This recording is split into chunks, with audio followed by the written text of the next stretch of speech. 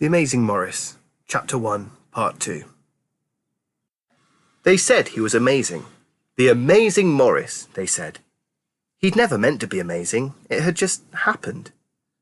He'd realised something was odd that day, just after lunch. He'd looked into the reflection in a puddle and thought, that's me. He'd never been aware of himself before. Of course, it was hard to remember how he'd thought before he became amazing. It just seemed to him that his mind had been a kind of soup. And then there had been the rats, who lived under the rubbish heap in one corner of his territory. He'd realised there was something educated about the rats when he jumped on one, and it had said, can we talk about this? And part of his amazing new brain had told him that you couldn't eat someone who could talk. At least, not until you'd heard what they'd got to say. The rat had been Peaches. She wasn't like other rats, nor were Dangerous Beans, Donut Eater, Dark Tan, Ham and Pork, Big Savings, Toxie, and all the rest of them. But then, Maurice wasn't like other cats anymore. Other cats were suddenly so stupid. Maurice had started to hang around with the rats instead. They were someone to talk to. He got on fine so long as he remembered not to eat anyone they knew. The rats spent a lot of time worrying about why they were suddenly so clever. Maurice considered that this was a waste of time. Stuff happened. But the rats went on and on about whether it was something on the rubbish heap they'd eaten, and even Maurice could see that wouldn't explain how he'd got changed because he'd never eaten rubbish, and he certainly wouldn't eat any rubbish off that heap, seeing as where it came from. He considered that the rats were, quite frankly, dumb.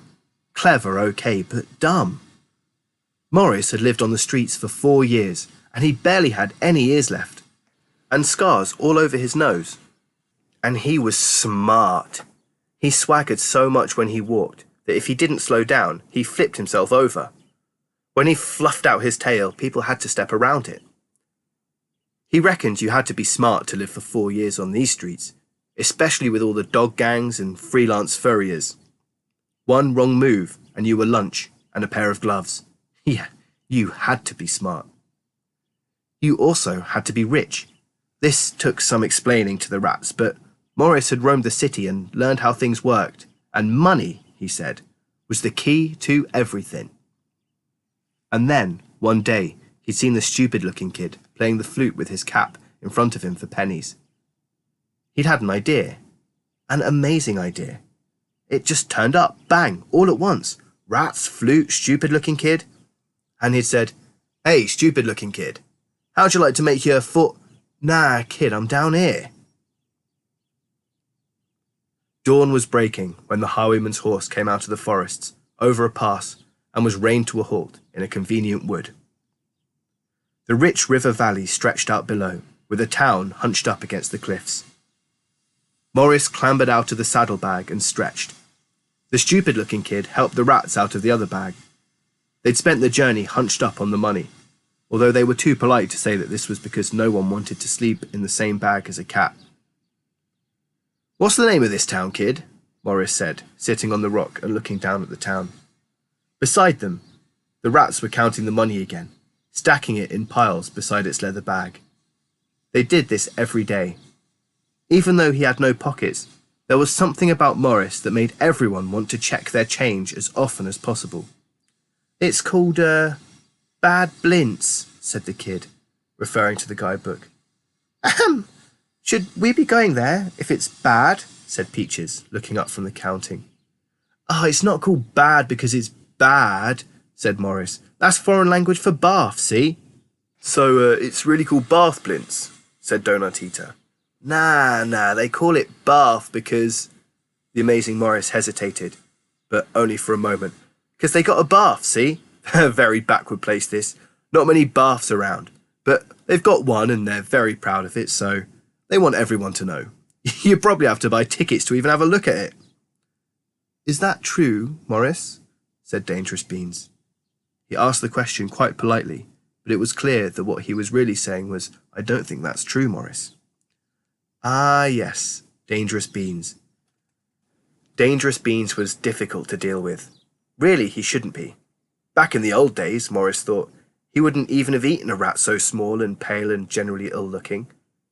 He stared down at the little albino rat, with his snow-white fur and pinky eyes. Dangerous Beans did not stare back, because he was too short-sighted.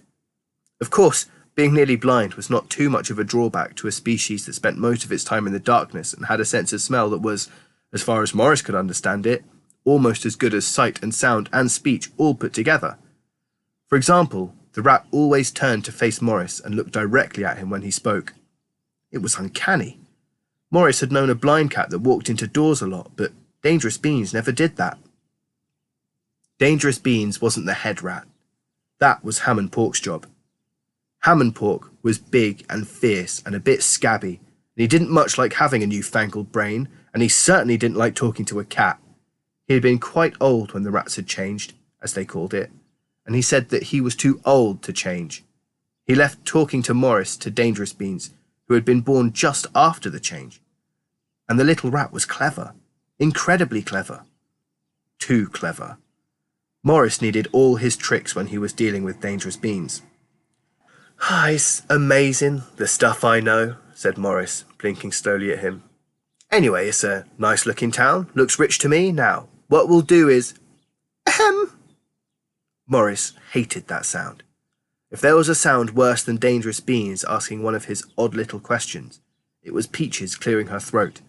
It meant she was going to say something very quietly, which was going to upset him. "Yes?" he said sharply. "Do we really need to be doing this?" she said. "Well, of course no," said Maurice. "I don't have to be here at all. I'm a cat, right? A cat with my talents? Ha ha! I could have got myself a really cushy job with a conjurer, or a ventriloquist maybe. There's no end to the things I could be doing, right? Because people like cats. But owing to being incredibly, stupid and kind-hearted, I decided to help a bunch of rodents who are, and let's be frank here, not exactly #1 favourites with humans. Now, some of you," and he cast a yellow eye towards Dangerous Beans, "have some idea of going to some island somewhere and start up a kind of rat civilization of your very own, which I think is very, admirable, but for that you need— what did I tell you that you need?" "Money, Maurice," said Dangerous Beans. "But money, that's right, because what can you get with money?" He looked around at the rats. "Begins with a B," he prompted. "Boats, Maurice, but— and then there's all the tools you need, and the food, of course." "There's coconuts," said the stupid-looking kid, who was polishing his flute. "Oh, did someone speak?" said Maurice. "What do you know about it, kid?" "You get coconuts," said the kid, "on desert islands. A man selling them told me—" "How?" said Maurice. He wasn't too sure about coconuts. "I don't know, you just get them." "Oh, I suppose they grow on trees, do they?" said Maurice sarcastically. "Sheesh, I just don't know what you lot would do without— anyone?" He glared at the group. "Begins with an M." "You, Maurice," said Dangerous Beans. "But you see, what we think is really—" "Yes?" said Maurice. "Ahem," said Peaches. Maurice groaned.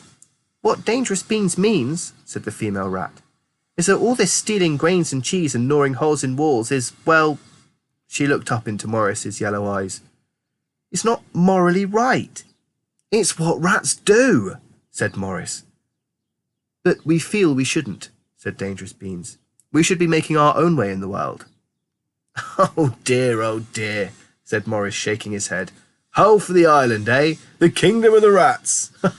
Not that I'm laughing at your dream or anything," he added hastily. "Everyone needs their little dreams." Maurice truly believed that too. If you knew what it was that people really, really wanted, you very nearly controlled them. Sometimes he wondered what the stupid-looking kid wanted. Nothing, as far as Maurice could tell, but to be allowed to play his flute and be left alone. But, well, it was like that thing with the coconuts. Every so often, the kid would come out with something that suggested he'd been listening all along. People like that are hard to steer. But cats are good at steering people. A meow here, a purr there, a little gentle pressure with a claw. And Maurice had never had to think about it before. Cats didn't have to think. They just had to know what they wanted. Humans did the thinking. That's what they were for. Maurice thought about the good old days before his brain had started whizzing like a firework. He'd turn up at the door of the university kitchens and look sweet, Then the cooks would try to work out what he wanted. It was amazing. They'd say things like, "Does he want a bowl of milk then? Does he want a biscuit? Does he want these nice scraps then?" And all Maurice would have to do was wait patiently until they got to a sound he recognised, like turkey legs or minced lamb. But he was sure he'd never eaten anything magical. There was no such thing as enchanted chicken giblets, were there? It was the rats who'd eaten the magical stuff. The dump they'd called home, and also called lunch, was round the back of the university. And it was a university for wizards, after all. The old Maurice hadn't paid much attention to people who weren't holding bowls, but he was aware that the big men in the pointy hats made strange things happen. And now he knew what happened to all the stuff they used too. It got tossed over the wall when they'd finished with it. All the old worn-out spellbooks and the stubs of the dribbly candles and the remains of the green bubbly stuff in the cauldrons all ended up on the big dump, along with the tin cans and old boxes and the kitchen waste. Oh, and the wizards had put up signs saying dangerous and toxic, but the rats hadn't been able to read in those days, and they liked dribbly candle ends. Maurice had never eaten anything off the dump. A good motto in life, he reckoned, was don't eat anything that glows. But he'd become intelligent too, at about the same time as the rats. It was a mystery. Since then, he'd done what cats always did. He steered people. Now some of the rats counted as people too, of course. But people were people, even when they had 4 legs and called themselves names like Dangerous Beans, which is the kind of name you give yourself if you learn to read before you can understand what all the words actually mean, and read the notices and the labels off the old rusty cans and give yourself names that you like the sound of. The trouble with thinking was that once you started, you went on doing it. And as far as Maurice was concerned, the rats were thinking a good deal too much. Dangerous Beans was bad enough, but he was so busy thinking stupid thoughts about how rats could actually build their own country somewhere that Maurice could just deal with him. It was Peaches who was the worst. Maurice's usual trick of just talking fast until people got confused didn't work on her at all. "Ahem," she began. We think that this should be the last time." Maurice stared. The other rats backed away slightly, but Peaches just stared back. "This must be the very last time we do the silly Plague of Rats trick," said Peaches, "and that's final." "And, what does Ham and Pork think about this?" said Maurice. He turned to the head rat who'd been watching them. It was always a good idea appealing to Ham and Pork when Peaches was giving trouble, because he didn't like her very much. "What do you mean, think?" said Ham and Pork. "I, sir, think we should stop doing this trick," said Peaches, dipping her head nervously. "Oh, you think too, do you?" said Ham and Pork. "Everyone's thinking these days. I think there's a good deal too much of this thinking, that's what I think. We never thought about thinking when I was a lad. We'd never get anything done if we thought about it first." He gave Maurice a glare too. Ham and Pork didn't like Maurice. He didn't like most things that had happened since this change.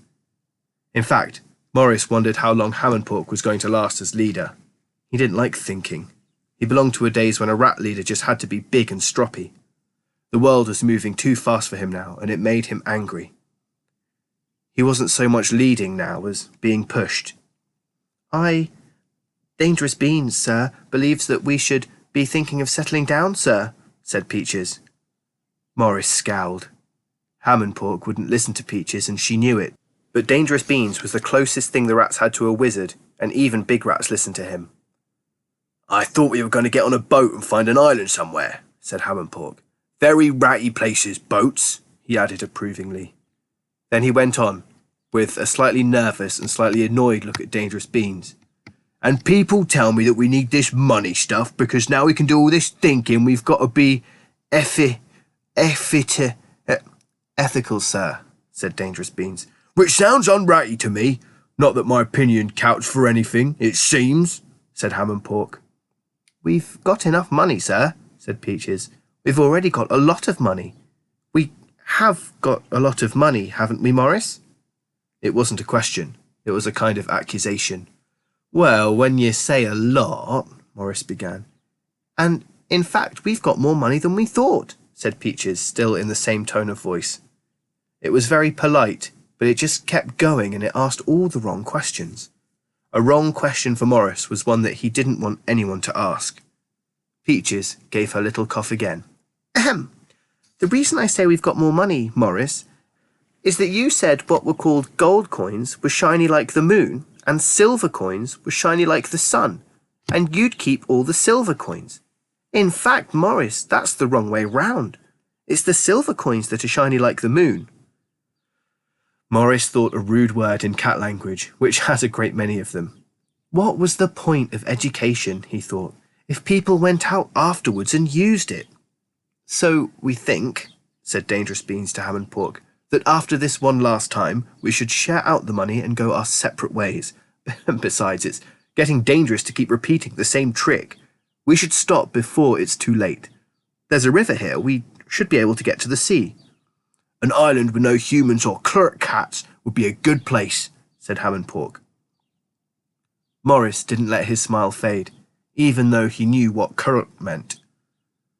And we wouldn't want to keep Maurice from his wonderful new job with the conjurer, said Peaches. Maurice's eyes narrowed. For a moment, he came close to breaking his iron rule of not eating anyone that could talk. What about you, kid? He said, looking up at the stupid-looking kid. I don't mind, said the kid. Don't mind what? Said Maurice. Don't mind anything, really, said the kid, just so long as no one stops me playing. But you've got to think of the future, said Maurice. I am, said the kid. I want to go on playing my music in the future. It doesn't cost anything to play, but maybe the rats are right. We've had a couple of narrow squeaks, Maurice. Maurice gave the kid a sharp look to see if he was making a joke, but the kid had never done that kind of thing before. He gave up. Well, not exactly gave up. Maurice hadn't got where he was by giving up on problems. He just put them to one side. After all, something always turned up. Okay, fine, he said. We'll do it one more time and split the money 3 ways. Fine, not a problem. But if this is going to be the last time, let's make it one to remember, eh? He grinned. The rats, being rats, were not keen on seeing a grinning cat, but they understood that a difficult decision had been made. They breathed tiny sighs of relief. Are you happy with that, kid? Said Maurice. I can go and play my flute afterwards, said the kid. Absolutely. Okay, said the kid. The money, shiny like the sun and shiny like the moon, was solemnly put back in its bag. The rats dragged the bag under the bushes and buried it. No one could bury money like rats, and it didn't pay to take too much into towns. Then there was the horse. It was a valuable horse, and Maurice was very, very sorry to turn it loose. But as Peaches pointed out, it was a highwayman's horse with a very ornate saddle and bridle. Trying to sell it here could be dangerous. People would talk. It might attract the attention of the government. This was no time to have the watch on their tails. Maurice walked to the edge of the rock and looked down at the town, which was waking up under the sunrise. Let's make this the big one then, eh? He said, as the rats came back. I want to see maximum squeaking and making faces at people and whittling on stuff, okay? We think that whittling on stuff is not really... Dangerous Beans began, but... Ahem, went Peaches. And so Dangerous Beans went on, Oh, I suppose if it's the last time. I've whittled on everything since I was out of the nest, said Ham and Pork. Now they tell me it's not right. That's what thinking means. I'm glad I don't do any. Let's leave them amazed, said Maurice. Rats? They think they've seen rats in that town. After they've seen us, they'll be making up stories.